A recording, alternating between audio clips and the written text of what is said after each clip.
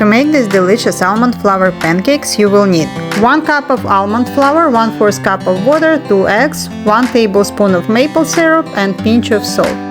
Mix all ingredients together.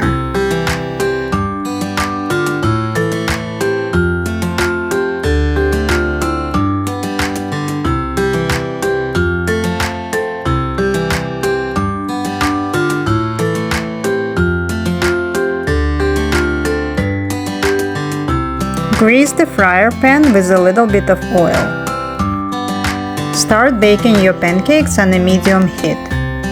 When you see the dough almost ready on this side, turn them over.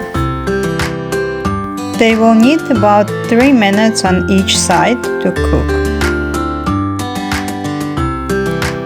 Take them out, and you can serve them with sour cream, with your favorite jelly, or use them as a bread for your favorite sandwich.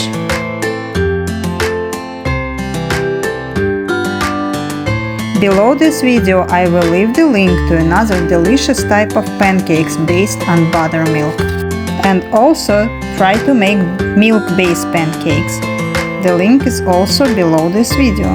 Thank you for visiting Katya's Kitchen. Come back again for simple and delicious recipes.